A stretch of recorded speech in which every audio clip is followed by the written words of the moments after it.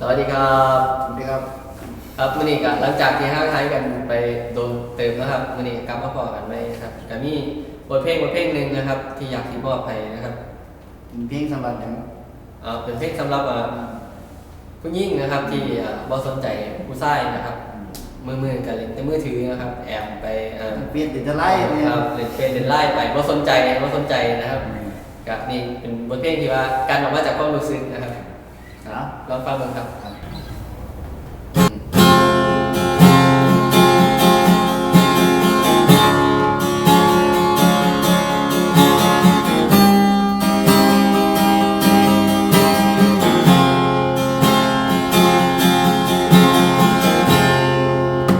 ทุกครั้งที่เขาติดต่อเราแอบทะเลาะกันทางสายตาคนที่บอกกับเธอว่าเหงาทุกครั้งที่ติดต่อมาเธอก็เป็นธุระเก็บแค่ก็อยากใส่ใจ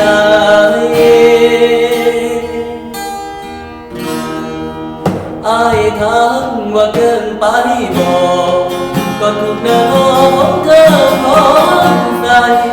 บอกว่าบ่เห็นเป็นอย่างเขาแค่เพื่อนอย่าคิดร้ายส่งความเหงาผ่านเป็นผ่านลาน้ำตาตกในยาวยาวคนที่เหงาเขาคือใครบอกอายได้บอกห่วงจะโน้แค่จะรอจอกันยืดยาวจะก้มตาที่จอมีนาให้เจ็บหลายน้ำคงหน้าเขาเป็นห่วงยามแต่ของเราแต่คือบ่อยากหายตาอายเจ็บตั้งแต่รู้สึกว่าลึกๆแล้วเธอใจ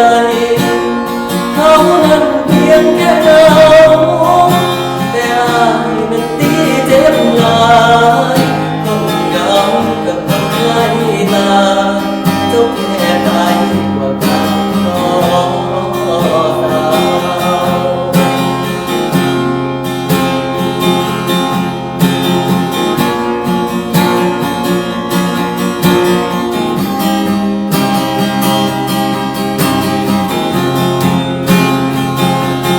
คนที่เหงาเขาคือใครบอกอายได้บอกห่วงจะโน้แค่จะนอจอกันยืดยาวจะก้มหน้าทิ้งจอมกีฬาให้เจ็บหลายนั้นก้มหน้า